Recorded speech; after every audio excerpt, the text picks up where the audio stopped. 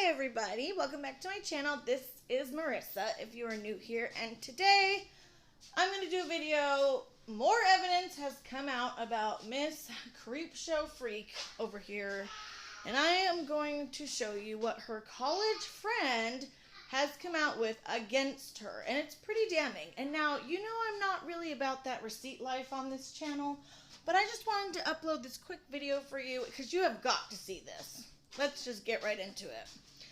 Kevin Coulter. I never thought I'd find myself related to a situation like this, but I am absolutely in the business of holding people accountable for their actions. So I'd like to share what I know about the situation between Creepshow Art and Emily Artful.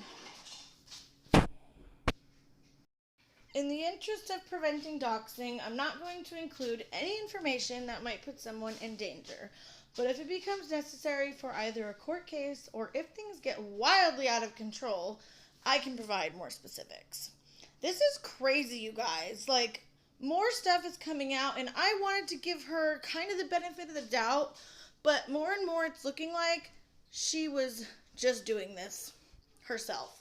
Like, she was, not being forced or anything. I met Shannon my freshman year of college in 2011. We shared an English class and worked on a group project together. Outside of that, at the time, we didn't have much contact. I ended up leaving that school and attending a community college that was close to my hometown. At that school, I ended up meeting my abuser. She ended up completely separating me from my entire support group, and I lost nearly all of my friends. There was a period of a few months where my abuser and I broke up, and this is when I reconnected with Shannon. So, if you notice, this person is in a really bad situation of their own, and now he's going to get together with Miss Shannon over here, who is ready to stalk her love's ex-girlfriend. It's just crazy. Like, just seeing how it began from another person's point of view who is actually around her this time, insane.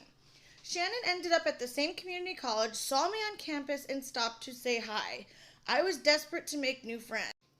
So this seemed like a blessing. She was fine at the beginning. We'd just hang out and share music, but she became concerning very quickly. So this is literally when she started getting ready to stalk Emily. It started with her introducing me to Anthony's music. She told me that he was her ex. They were still in a sexual relationship.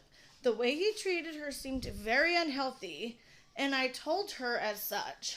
But Shannon was insistent that he was good for her. So here's somebody who's also, this is now the second person who's said that Anthony was abusive or unhealthy or seeming like he's not a good guy. Eventually, she shared one of Anthony's music videos that featured Emily and told me that Emily was also Anthony's ex. Shannon told me that Emily was crazy and Anthony only kept her around because she was a good singer, among other things. So here we have, it goes along with what Emily said about her being in the song, and Shannon did not like that. She was jealous. For the next while, every time Shannon and I would hang out, she would fixate entirely on Emily.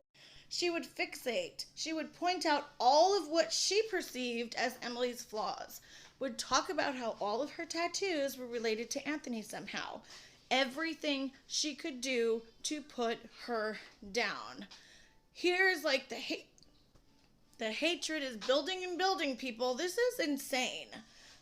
I mean, obviously this is still alleged, but I mean, come on. I thought it was strange to fixate so much on an ex's ex, but I was desperate for anyone to help me out of the situation I was in, so I ignored a lot of the red flags.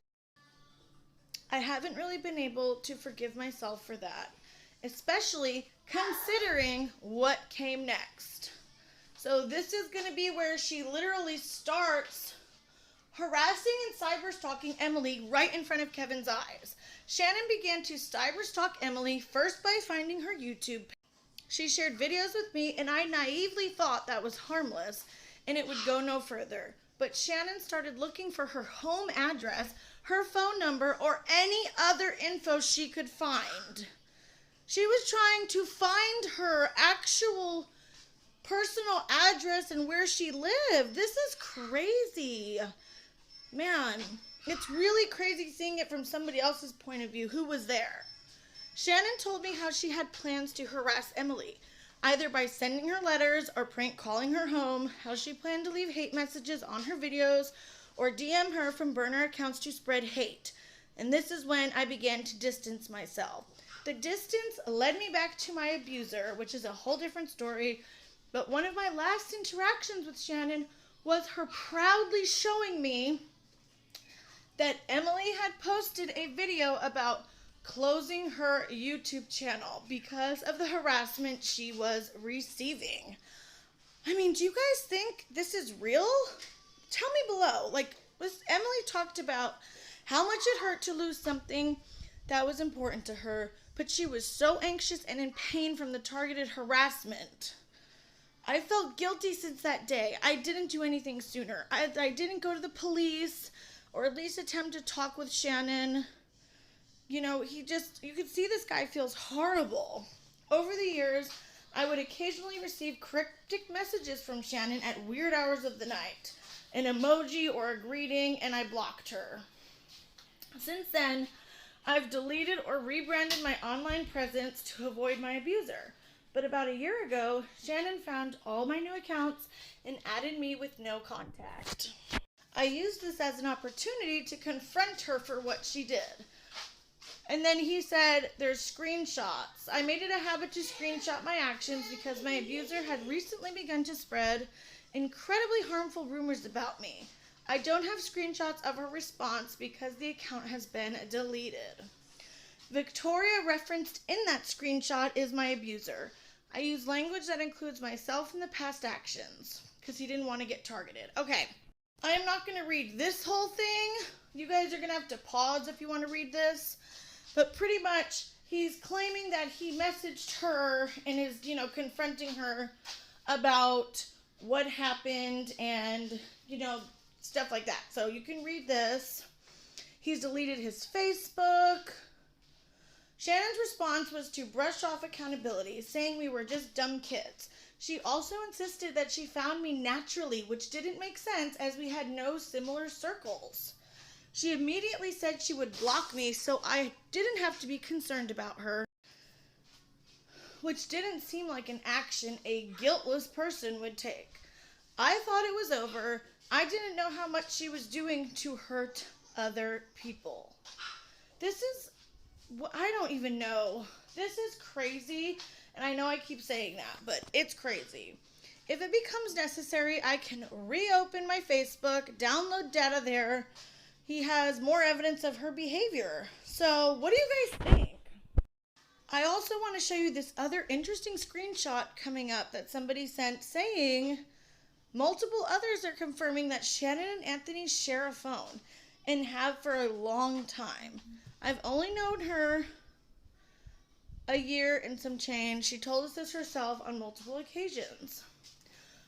So that's very strange. First of all, does anybody not think it's odd that she shares a phone with him? That's kind of weird. And here we have Creepshow posting on Reddit, allegedly talking about her sister. You guys have got to read this.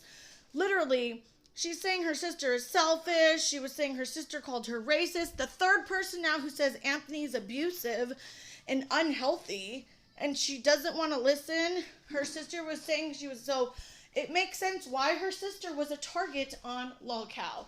So you guys can pause those if you need to read them, because I just did a lot of reading. You know what I mean? But I wanted to post this stuff for you guys because I know not everybody's on Twitter. I never go on Twitter. I went on Twitter today just to get some screenshots. So, please let me know what you guys think in the comments. There is more and more evidence coming about Creepshow Freak here. She is insane. I just don't even, It doesn't seem to me from this guy knowing Shannon, that she was being forced to do this. Rich Lux has come out with the video. Smoky Glow came out with the video. And Ready to Glare came out with the video. All these influencers are now coming out with their own experience. I don't know. Let me know what you guys think. Do you think this guy is for real? Legit? Let me know. It seems like so many people have had run-ins with her that are not pleasant now. She's backstabbed and burned so many people. She's stalked and harassed her and Anthony, like the cyber Bonnie and Clyde over here. So please let me know what you guys think in the comments. If you haven't seen my last video, make sure you go check that out. And yeah, I hope you enjoyed this. I will keep you guys up to date as much as I can on things that come out. And and if she's not guilty, why is she pursuing legal action? Like, why is she being so weird? She should just come out and make a damn statement. Okay, guys, see you in my next video. Bye.